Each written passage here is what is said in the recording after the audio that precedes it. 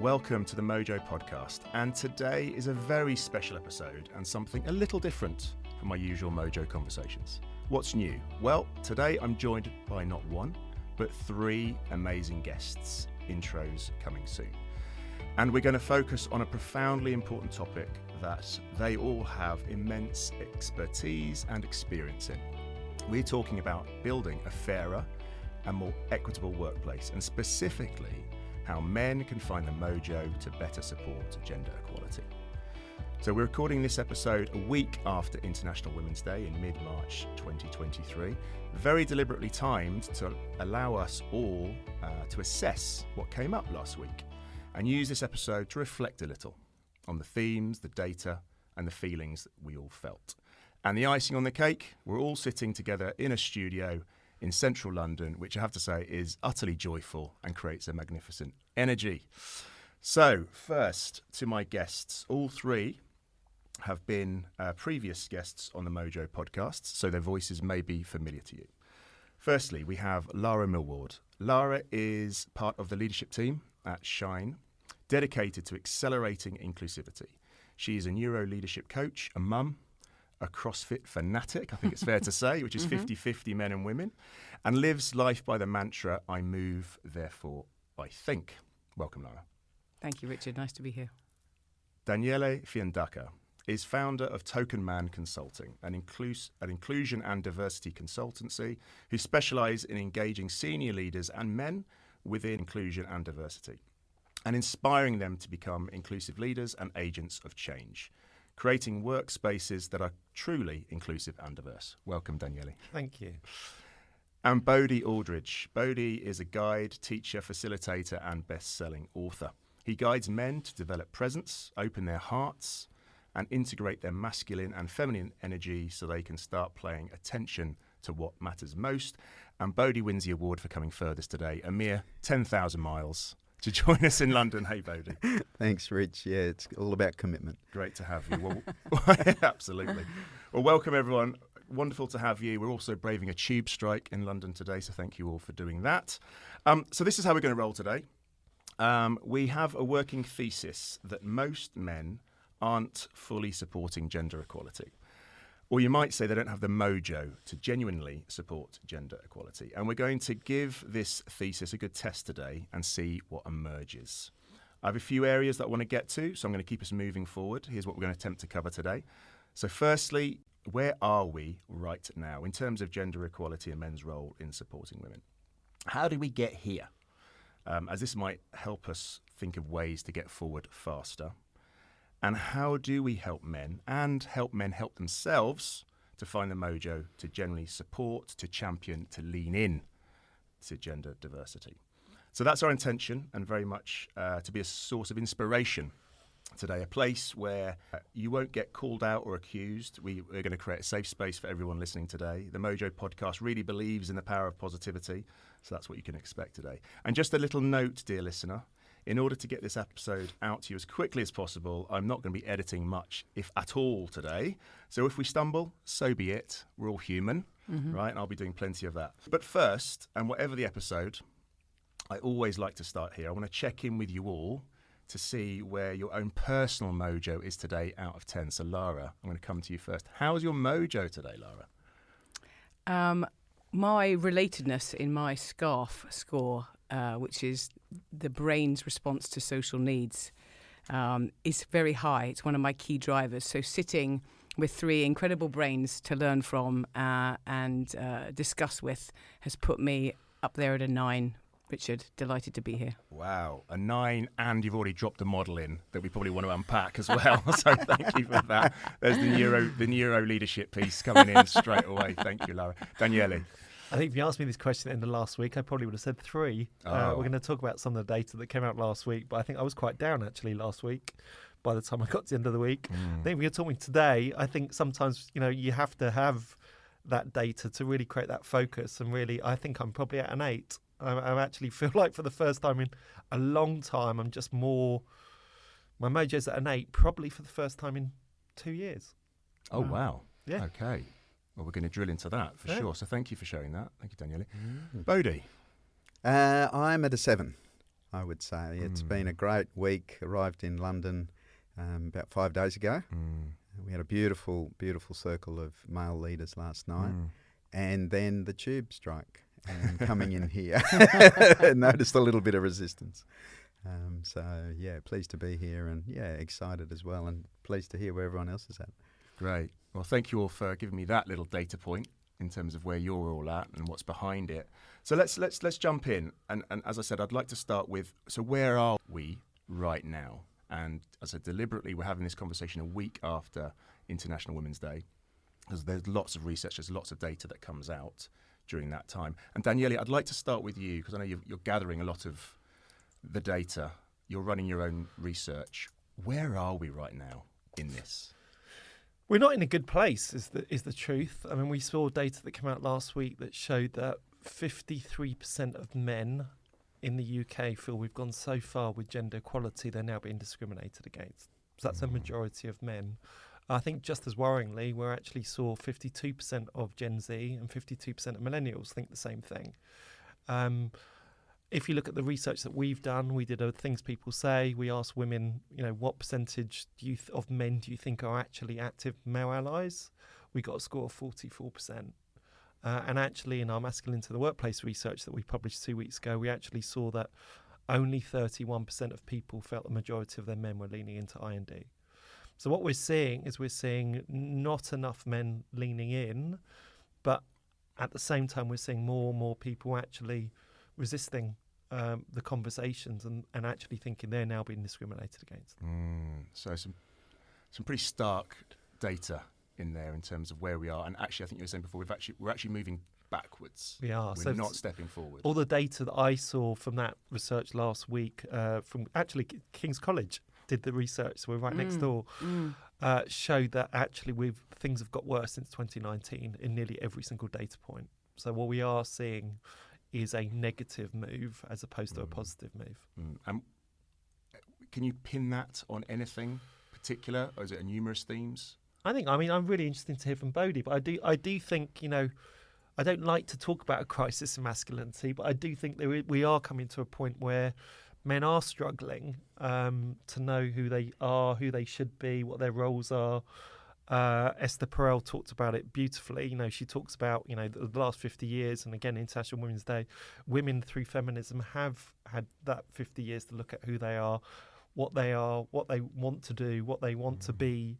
Men haven't had that, and what Esther Perel's quote says, I think beautifully, I use it the whole time, is she really worries that she talks about it's a real opportunity for men to redefine who they are, but she worries that men and women don't have the tools to support that, and it's certainly what I feel, and certainly that I know a lot of people around who are helping men to gain those tools. I know the work you do actually is helping men reconnect to their feelings, helping men talk openly, helping men understand what journeys they might do. I love, I talk about the masculine and feminine quite a lot.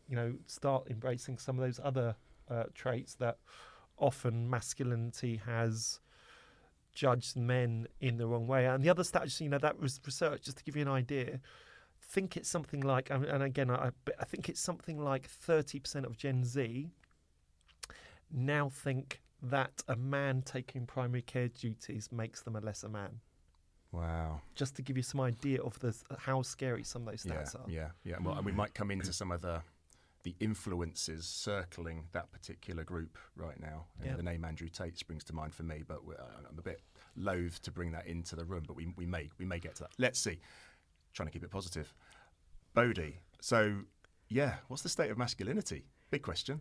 Yeah. I think, and Lara and I were talking yesterday that, in some ways we've created this vacuum, this space has been created, and a lot of men are struggling with, we've got the extreme response, and we know in the social media, particularly for younger men, there's a lot of noise out there about what is masculinity from the extremities. And certainly the men I work with, both in the UK, the US and Australia, is that so many don't feel they're part of this toxic masculinity, which isn't a phrase that I particularly like. Yet they are lost. They're like, I'm not part of this toxic masculinity. I don't want to lean into some of the extreme conversations, someone you've mentioned earlier. Yet where do I go? Where do I go to really identify myself as a man these days? You know, my masculine and feminine energy. And if anything, I think it's a huge opportunity for all of us. You know, and it's a complex issue. I mean, a lot of what Daniele does is systemic change in organisations. So, you know, and when you look at the systemic work, you know, often what will occur is there'll be parts of the system which are being marginalised. And specifically, we're looking at how potentially men or the masculine is being marginalised. That's a systemic issue as much as an issue for how do we support the men. So I see it, there's a craving, there's a desire, there's the deep longing in men and in some organisations to support this equality. Across both gender and diversity. Lovely. And that's a great jumping off point to bring Lara in, just on organisations recognising that they want to make change, because that's what you and Shine have been doing for many years now. What are you feeling, hearing from the boardroom in terms of what organisations are saying around where are we right now? Good question, and thank you, Daniele and Bodhi, because I'm learning a lot from you both, and that will make me a better person in what I do. I think from Shine perspective, the conversations we're having in the space are very much about still getting women to more senior places in organisations, because that's still lacking. So from our point of view, where we are right now is that we're still lacking women in senior roles, and we think that will make companies more human. We believe that when women thrive, men thrive, companies thrive, and there is still a call for that. But I think we're also seeing that the gender conversation shouldn't just be a conversation of women together in a room talking to women, is that it should be for all genders, and we should be having the conversation together and bringing men in as our allies and champions, but also so that we can all empathise with each other and work better together, creating a better working world. I think, to add to your question, Richard, where are we now? The words that came up for me is separated and confused.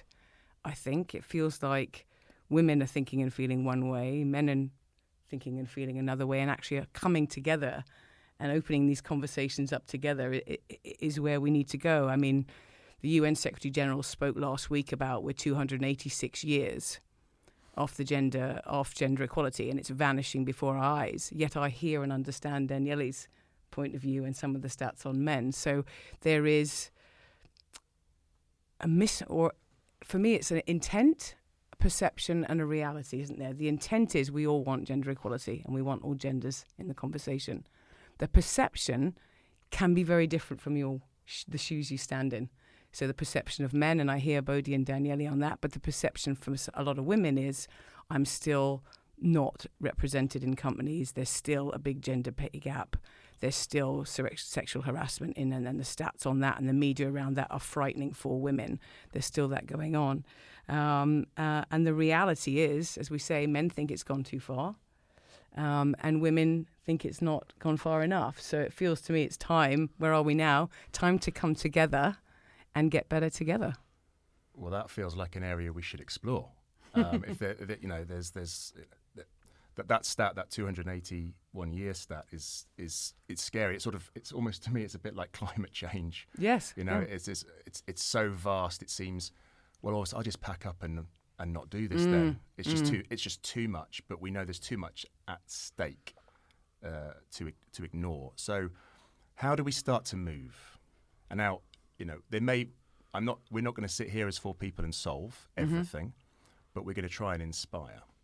So how can we start to move the conversation? How can we start to bring that intent that exists, that make it real? Just before we get in, maybe more future focused, are there some success stories? Who's out there? I'm not suggesting naming names if we don't feel comfortable doing it, but are people doing good stuff? Are there reasons to be cheerful? Daniele, you're working with lots of different people. What would you say? Well, I think it ties into the conversations I've been having with Bodhi as well, in terms of if you create the right environment, men do want to embrace that change. So that's the positiveness. We did a report last year which you can get on the Token Man website, which is men leaning into IND. And what we actually found is 97% of men who have actively leaned in said they are a better leader or human being as a result of that work. That's an amazing stat. Yeah. And so, and I am seeing, working with those men and actually creating some of those safe spaces, how people do want to go on a journey. They do see they do see the benefits, but at the same time they are struggling. The work, there's a reason why people talk about doing the work. The work is not easy. If I'm honest with you, I've had 2 moments in the last 5 years where I've nearly stepped away. Right. And if I didn't have the wonderful cheerleaders that I have, that actually mostly women, I would have stepped away because I just my mental health would have just, I couldn't have done it. I had to step away.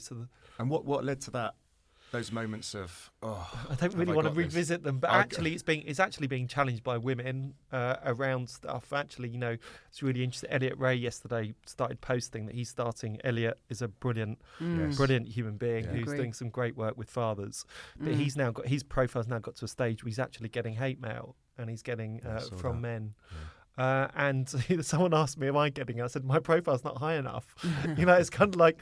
But the reality is I've never been that worried about what men say, actually. Those kind of quips. I do get the quips, you're still doing that women's work. That kind of, minimising the work that I'm doing. I don't mind that for men. But, everything I started, everything I do to help women. So when you get criticised or you get challenged, that can be quite hard. So you need to have that kind of support. And the reality is some of that criticism has been fair. But as you go on a journey... you're never going to get always right. And I don't think people realise that. And there's not enough... I know they're starting to rename cancel culture, aren't they, in terms of, I can't remember what the name, but it's part of that culture of if you get anything wrong, there's no understanding of why you might get that wrong and actually just wanting to move those people aside. And to certainly those 2 moments, I felt like was in that environment where... actually, I would walk away just because of being challenged for getting it wrong. And you can't. I've contributed to quite a few books, but one of the books that was the best piece of advice ever, and the advice I had in that book was it's better to be wrong and interesting than right and boring. And I just think, and I've used that quite a lot, and people have challenged me and said, in the space that I'm in, are you sure you want to use that? It can be taken out of context. Yeah. But actually, I learned so much more by being wrong than I do but from being right. Yeah. So you're bringing that positive intent. You are trying. You're bringing all your energy to it, and that matters because there's no energy in it at all. Yeah. We're not gonna get anywhere. So Bodhi, you work a lot with energy actually and intention. What's your reflection on kind of we've talked about where we are but how we got here. Yeah, and I think also to your question about there are some incredible stories of change, of what is occurring. And again, in this conversation, I'll keep coming back to the systemic influence first, because what we're seeing is, again, what's occurring with the masculine, feminine, the gender is just a symptom of the system. And we know that the great stories out there are when the leadership in the system are embracing this. And, the studies Google did in the last 5 years, the most healthy cultures have psychological safety. And I would add psychological and emotional safety. And that's from the top down. And so when we're meeting this question at middle management, when we're meeting it in isolation from the full leadership team, it becomes a symptom of what's going on from the leadership. And on that basis, the psychological safety and the emotional safety, what I know is that men are willing to be vulnerable if they feel safe. And that study around culture was broader than this specific conversation. But we know if it's a safe culture, psychologically and emotionally safe, one of the most robust parts of a safe culture is the willingness to give and receive honest feedback. And we know the most dynamic businesses have that as in their DNA. But you've got to feel safe. You've got to feel safe to have a point that's different. And so for me, there are lots of examples of that, yet it starts at the leadership, whatever the gender. Yeah, the leadership need to be willing to create that culture and that environment, and then it'll trickle down.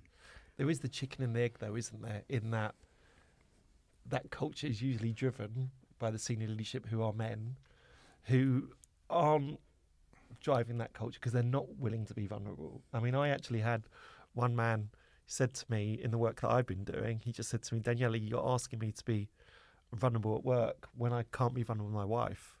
Mm-hmm. And actually, a lot of the conversations we're having as men, senior leaders, simple things like people really going into a spiral, mental health, that pressure of being a breadwinner. Mm-hmm. If you ask them, did you ever, pressure that they felt from their spouse, did you ever speak to your spouse and talk about how you were feeling to understand whether actually that was a real pressure or a perceived pressure? None of them ever spoke to their spouses about it. Mm. They just took it all on Mm-hmm. and assumed that without actually having those conversations.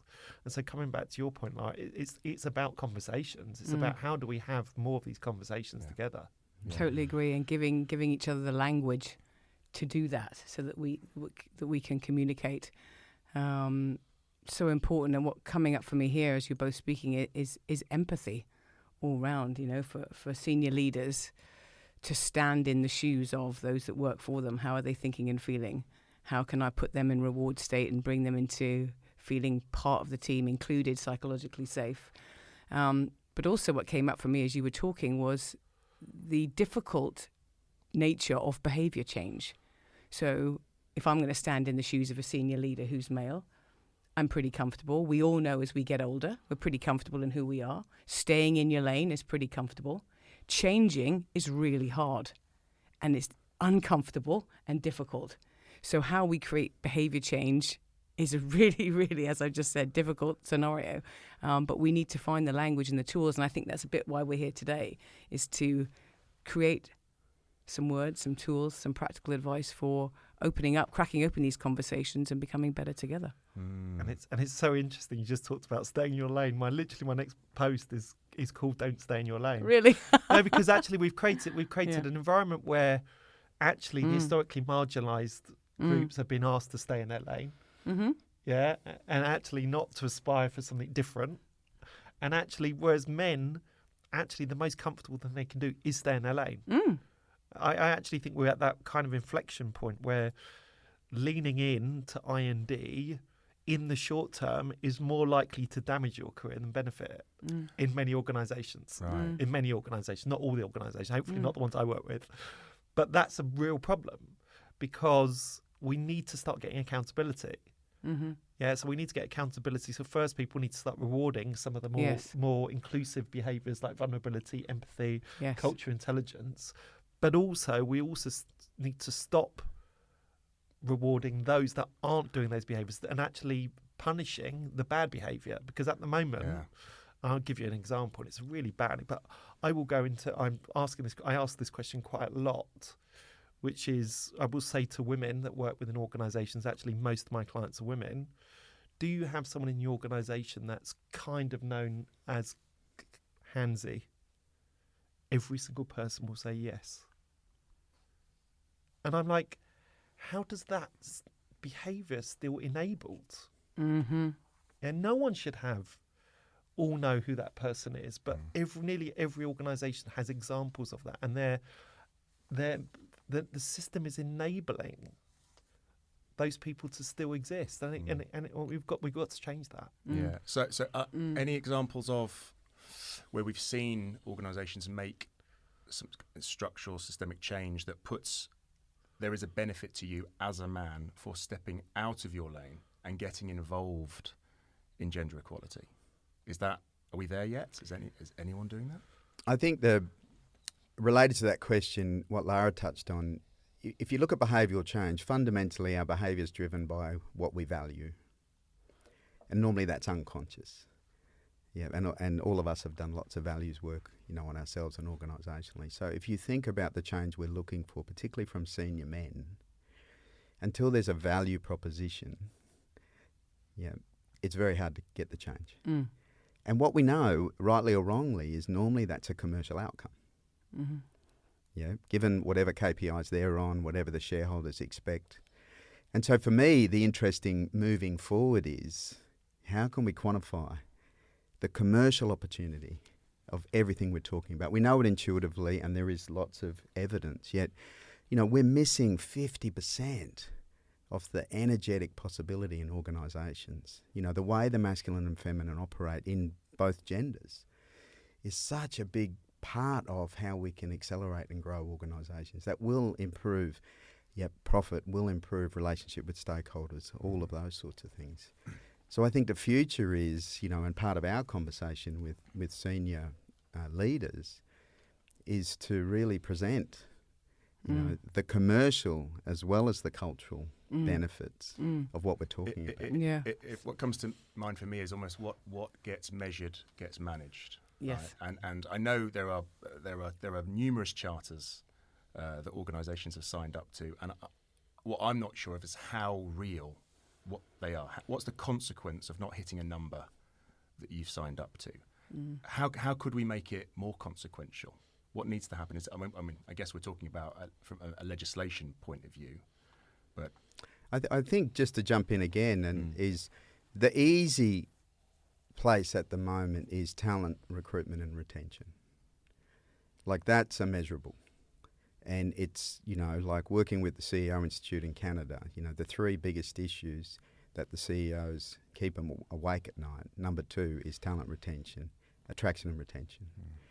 And we know that organisations that don't embrace this, the work Danielle's doing, the work Lara's doing, are losing good talent and they're not attracting good talent. And this is a real issue. This is keeping CEOs up at night. And so there's ways to measure that as far as the cost of losing good talent, the cost of having to recruit talent or not recruit talent.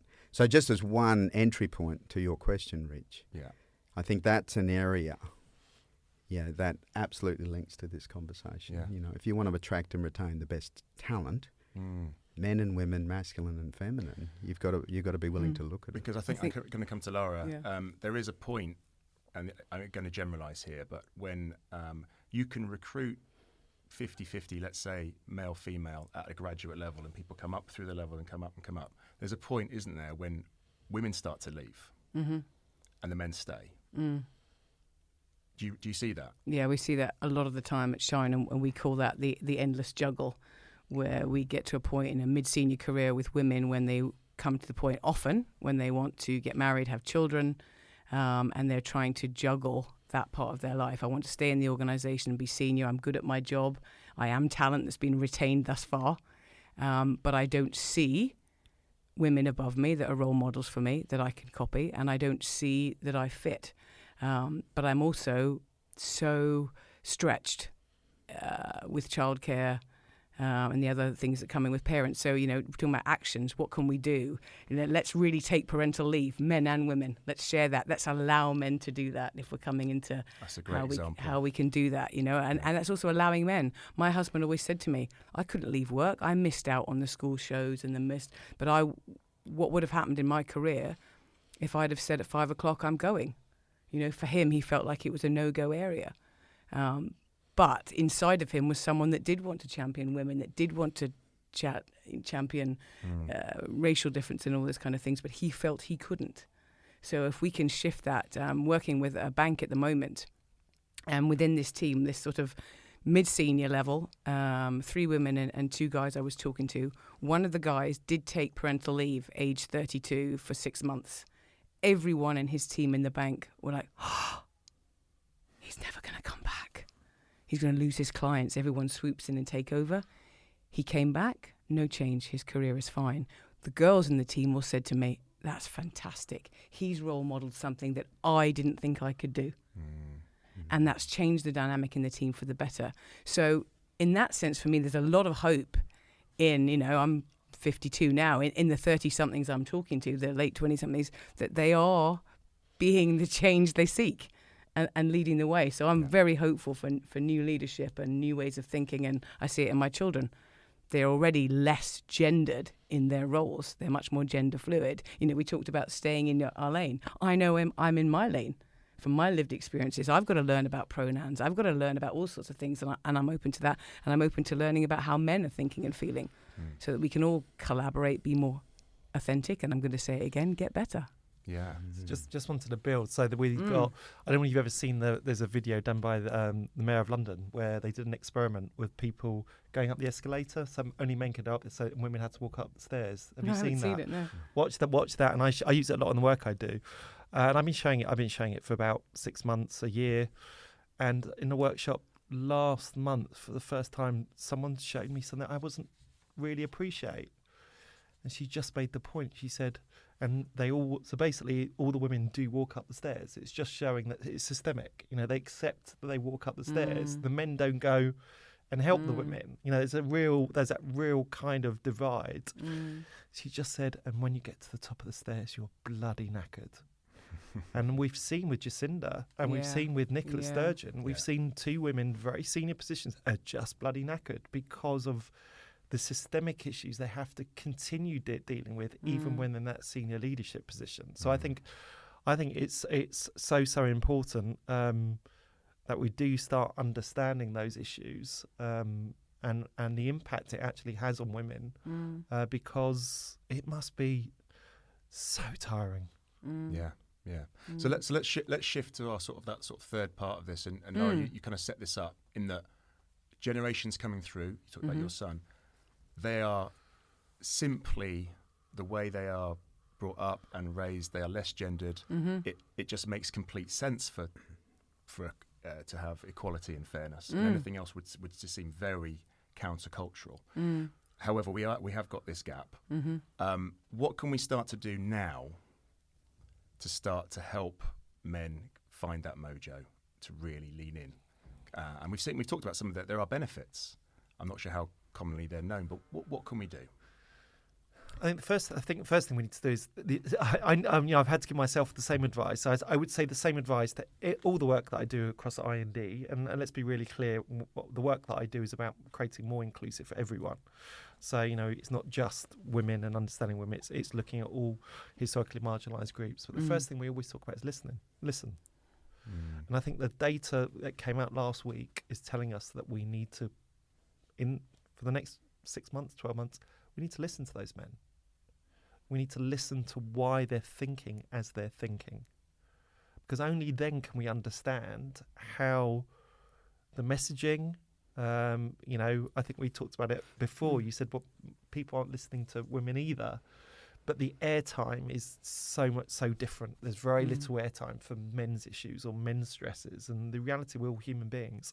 And we all have stresses. We all have challenges. And everyone deserves to be listened to.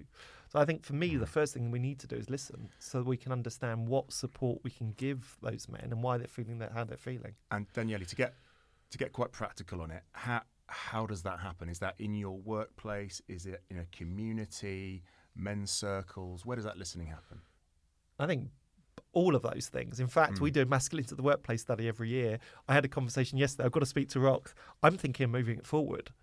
You know, we wait because I think the moment is now. We really need to understand and listen to that thing, and so that we can start actually providing the support. I think where the industry has probably got it wrong, and I include myself within this, is we've started at recruit. We started at recruit allies. You can't recruit anyone unless you listen to some people first. And I started Token, if you look at Masculine into the Word, we started it 5 years ago because I realised I wasn't looking at the issues that men were facing. So that's when I started looking at vulnerability. I go to a lot, I spend a lot of time understanding how we can take men through that journey and provide them with the support first. Because I think we're going to come to the mojo question, but we have to allow men to get their mojo back first and be confident in the space before we can even expect them to be allies, or because exactly. They just don't have they don't have the confidence, they don't have the tools. Yeah. So when someone says something sexist in the room, they just feel they just don't know what to do. And so having that, I'll give you it's an example, but I've been doing this work for 5 years. It's taken 6 years longer. It's taken me that, I'm an Arsenal fan, so I'm very happy at the moment. May that keep on going. But for anyone that knows Arsenal, there is a song, Spurs are our most hated rivals, and there is a song which uses a very derogative word for the Jewish community, which is horrendous. Okay, It's only in the last 2 months I've now had the confidence. If anyone says it around me, I will step in and call them out. Because now I've got the tools. I've now got the confidence. I've now got the mojo. I actually can't not do it. The one thing I would do is if it felt unsafe, but I feel so safe in the stadium, I wouldn't do it. But actually, that's where we talk about systems, right? Because we've now created systems where we know, we just saw literally Ivan Toney, some racism that he's done on social media, has just got punished for the first time. Yeah. Those kind of checks and balances are really important in the system, because what it does, it gives you confidence to act without actually having reprisals, without feeling unsafe. And so for me, and it's really interesting because I get to learn, because I've done it now twice in the last, once you start, you don't stop. And I've had such different reactions for men. I've had one man going, but everyone sings it. And I go, doesn't make it right. He then spent the next 75 minutes of the match, he was sitting behind me, apologising. Okay, so another man, again outside at half time, just lied to me and said he didn't say it. Okay, and so there's one guy, so I've got them thinking, but this one guy clearly, for me, is lying because he's scared I might report them, which might mean they get a stadium ban. Yeah. As opposed to really thinking about what they're saying. Whereas the other guy who spent the whole time apologising, I think had the opportunity to think about it. So, just seeing those reactions means that I'm learning more about my language, how I might be able to use it, and just gives me confidence to do it more and better. I was going to say that, and there's the key. So the listening, but what sits behind it is the confidence that I've got the tools, and also what you're talking about, the system's going to back me up. Because there's something about confidence. You can have it all, but if you don't believe that the system, the organisation is going to back you up with it, the confidence sort of fizzles away, I think. Bodhi, for you, you're working with lots of men, asking lots of questions about themselves. What's your take on, how we can help men here? Yeah, I think to Daniele's point, if there is a vacuum and men are looking for a place to be heard and a place for empathy, to Lara's point, and perhaps some tools on what is it to be a man in business, what is it to be a leader as you navigate all of the conversations around diversity, around gender. And I believe there is, and the work we're all doing, I think, shows it. I think we know there's a need. Daniele's got the evidence, and we know there are tools to support that. And so essentially, and a big part of what we're all doing is, how do we do this, whether it's both genders in the room together, so that we can really have empathy for each other. All genders now. All genders, thank you. And, to Daniele's point, a lot of the men don't feel heard. We need a safe space with the women in there, for them to feel heard, to feel what it's like for them. And they also need to realise that for a lot of women, this has been their experience for a couple of 100 years. And not that they dismiss that, but to realise that, the barriers to entry, all of the bias that Daniele works with, the conscious and unconscious bias. So I guess it's a long answer, Rich, too. I am excited about the possibility, and where we're at with really being able to support the men, and to support this conversation. And I think more and more we're seeing the need. We know that the work Daniele's doing, the work we're all doing, is there's tools out there. Totally agree, Bodhi. Yeah. And to build on that, I think action-wise that we're talking about is accountability and key behavioural indicators, not just key performance. I think making accountable for empathetic and inclusive behaviours from senior leaders, and we do need the senior leaders to lead the way. It feels like me there's an evolution that we need in corporate culture, and the evolution to relabeling what we always called soft skills. Right? Actually, how a team are together is what makes the magic in the team. Google looked for the perfect team. They looked at all the data, all the emails on Project Aristotle, and what came up, well, they couldn't nail it with the data. It was how they were together, how they made each other feel. Because as humans, that's important. So how we feel at work is massive. So for me, there's a relabeling of these skills. There's an investment in corporations in the key behaviours we want to back and see in our companies to be inclusive of all genders, of all races, of all religions. And, you know, we talked about what could some of the tools be at Shine. We looked at how can we help our champions of change, as we call the men that we work with. You know, is there a tool that you say, agree it, call it, back it? Really simple. Power of 3, a great trickle-on. Everyone in the team is agreed on their behaviours, and they know that they can call it out when it happens, but that someone in the room, the behaviour is agreed in that team that I'm going to back you up. That you don't have to call it on your own. You're not going to be in threat state on your own or in trouble on your own, just like your football example. You know, someone else is going to back it because it's an agreed behaviour. And only if we agree that behaviour can it become a habit, and then we see change. So we need habit to change. And also for me, there's this big piece that you touched on, Bodhi, about reward. What is the reward for the organisation if we're inclusive? We've seen the reports. McKinsey say that there'll be $12 trillion more in the economy if we narrow the gender pay gap. You know, so maybe we know that the why is there. It's now, as I said in the team, it's the how. How do we get there together? How do we create change in teams? How do we shift behaviours? How do we label that reward and encourage people to move towards it? And it's really interesting because I've just launched, I've just been building, I only launched Second Man Consulting last year. I've just, earlier this year we launched a group coaching product. Because actually I think what you're talking about is relational.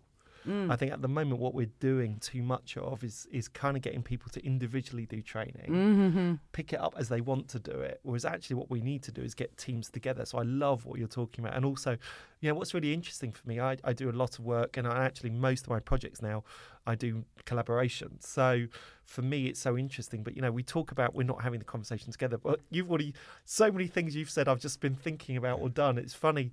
The Masculine to the Workplace report, I did a last read, and the final change I made, the only change I made to the thing, was actually relabeling soft skills. Because I saw it in the report and I went, how did I not miss that? And I've just looked it up online, and actually I saw this really nice, someone has relabeled it power skills. And so now I only call it power skills. And people go, what are power skills? And you talk about those skills that they so all of a sudden that language is really important. That's language that the masculine is going to be attracted to. It is 100%. I want to step into that. How my power skills today. So on that, that's a nice framing for. We're gonna end shortly. But while I've got you all here, one more question. It's quite a coaching question actually, and I want you all to project forward in as a positive mindset as you can. So here we are. It is now March 2024. We meet here in this lovely studio again, the four of us. And I ask you, what's different now? What's different? How are men now? Have they found the mojo? Where are we at? Bodhi, kick us off with that. I think that the four of us have each supported an organisation and individuals to transform into the space of really being able to, be present, be the men, the women, whatever gender. And I think if each of us can come back in a year with those incredible case studies of change, I think that would be amazing. And I think that's absolutely possible. Right, so the work has started. That's what you'll be talking about. Okay, Daniele. I just want more men engaged with I&D, but I think that has to be at 3 different levels. The first level is support. So what we need to do is really dial up the amount of conversations we're having around where men are struggling and understanding what support they need. I think the second one then is engage and inspire, and that really for me comes about, okay, I'm now interacting because I want to be a more inclusive leader. So, and that benefits me actually more than anything else. So I'm going to learn how to be more vulnerable, and learn to be more empathetic and more culture intelligence. And then the third area is recruit. So recruiting more people to be better allies and be agents of change. And I think we have to measure those 3 things at the moment, I think everything's been in the recruit without doing the first 2. And I think I want to be able to see far more in the first 2. And, I've just launched a panel series, and my concern, I have some amazing speakers, it's completely free. My concern is we're just not going to get many people there. And so for me, I need to see those men leaning in and going, do you know what, there's a panel on male mental health. I should really listen to that and understand. There's a panel on being a father in the workplace. I'm a father in the workplace. What can I learn from that?